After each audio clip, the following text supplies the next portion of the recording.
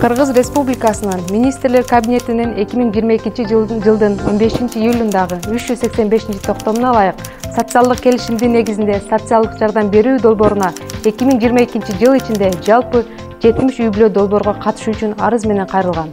Алардын ичинен 50 үй-бүлөнүн бизнес долбоору жактырылган.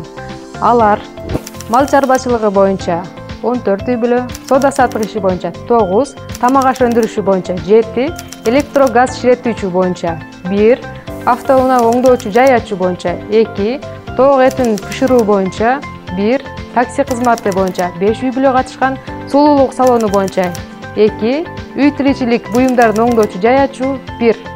Социалдык жакырчылыктан чыгуу, аз камсыз болгон үй-бүлөлөр үчүн ишкердикти баштоо жана жумуш орундары менен камсыз кылуу максатында социалдык келишим долбоору иштелип чыккан. Ага республикалык бюджеттен 292 миллион сом акча каражаты бөлүнгөн. 2022 жылы өлкө боюнча 2800 аз камсыз болгон үй-бүлөгө 100 000 сомдон гранттык социалдык жардам көрсөтүлгөн. Алардын ичинен 50сү Жалал Абад шаарындагы аз камсыз болгон үй-бүлөлөр.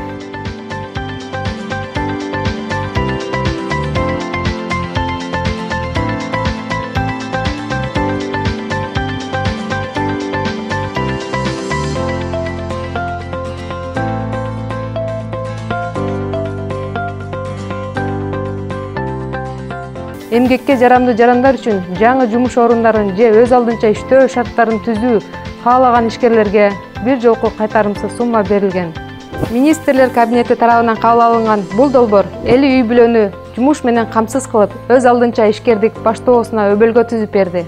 Бүгүнкү күндө гранттык каражатты пайдаланган ишкерлер өз үй-бүлөсүн материалдык жактан гана камсыз кылып, тим болбостон өз бизнесин кеңейтүүгө кадам таштап жатышат.